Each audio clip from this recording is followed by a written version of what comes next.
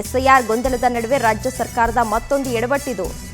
ಅಕ್ರಮ ವಲಸಿಗರಿಗೂ ಸಿಗ್ತಾ ಇದೆಯಾ ಶಾಶ್ವತ ನಿವಾಸ ಪ್ರಮಾಣ ಪತ್ರ? ರಾಜ್ಯ ಸರ್ಕಾರದ ನಿರ್ಧಾರಕ್ಕೆ ಕರ್ನಾಟಕ ರಕ್ಷಣಾ ವೇದಿಕೆಯ ಮುಖಂಡರಿಂದ ಆಕ್ರೋಶ ವ್ಯಕ್ತವಾಗ್ತಾ ಇದೆ. ಬೆಂಗಳೂರಿಗೆ ನಿತ್ಯ ಬರ್ತಾ ಇದ್ದಾರೆ ಸಾವಿರಾರು ಅಕ್ರಮ ವಲಸಿಗರು. ಎಲ್ಲರಿಗೂ ಕೂಡ ಅತ್ಯಂತ ಸುಲಭವಾಗಿ ಈ ಪಿಆರ್ಸಿ ಏನಿದೆ ಅದು ಸಿಗ್ತಾ ಇದೆ. ಪಿಆರ್ಸಿ ಸರ್ಟಿಫಿಕೇಟ್ ಸಿಗ್ತಾ ಇದೆ. ಬಾಂಗ್ಲಾ ಪ್ರಜೆಗಳಿಗೂ ಕೂಡ ಮತದಾರರ ಗುರುತಿನ ಚೀಟಿಯನ್ನ ವಿತರಣೆಯನ್ನ ಮಾಡಲಾಗ್ತಾ ಇದೆ ಅಂತ ಹೇಳಿ ಕರವೆಯಿಂದ ಈಗಾಗಲೇ ಸಾಕಷ್ಟು ಆಕ್ರೋಶವನ್ನ ಕೂಡ ವ್ಯಕ್ತಪಡಿಸ್ತಾ ಇದ್ದಾರೆ. ಯಾವ ಆಧಾರದ ಮೇಲೆ ಅದನ್ನ ಕೊಡ್ತಾ ಇದ್ದೀರಾ ಅಂತ ಹೇಳಿ ಆಕ್ರೋಶವನ್ನ ವ್ಯಕ್ತಪಡಿಸ್ತಾ ಇದ್ದಾರೆ. ಅದರಲ್ಲೂ ಪ್ರಮುಖವಾಗಿ ಇತ್ತೀಚಿನ ದಿನಗಳಲ್ಲಿ ಈ ಅಕ್ರಮ ವಲಸಿಗರ ಹಾವಳಿ ದಿನದಿಂದ ದಿನಕ್ಕೆ ಜಾಸ್ತಿ ಆಗ್ತಾ ಇದೆ. ಅವ್ರಿಗೂ ಕೂಡ ಯಾಕೆ ವೋಟರ್ ಐಡಿಯನ್ನ ನೀಡ್ತಾ ಇದ್ದೀರಾ ಅಂತ ಹೇಳಿ ಪ್ರಶ್ನೆಯನ್ನ ಮಾಡ್ತಾ ಇದ್ದಾರೆ.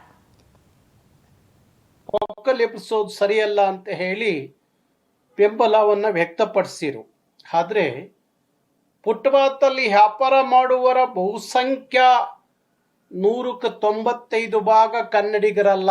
ಇದನ್ನೆಲ್ಲರೂ ಅರ್ಥ ಮಾಡ್ಕೋಬೇಕು. 195% ಕನ್ನಡಿಗರಲ್ಲ, ಬೇರೆ ಭಾಷಿಕರು. ಕನ್ನಡಿಗರು ಒಂದು 5% ಇರ್ಬೋದು ಅಷ್ಟೇ. 100ಕ್ಕೆ ಒಂದು 5% ಕನ್ನಡಿಗರು ಇರಬೇಕು. ಇನ್ನು 95% ವಲಸೆ ಬಂದಂಥವ್ರು.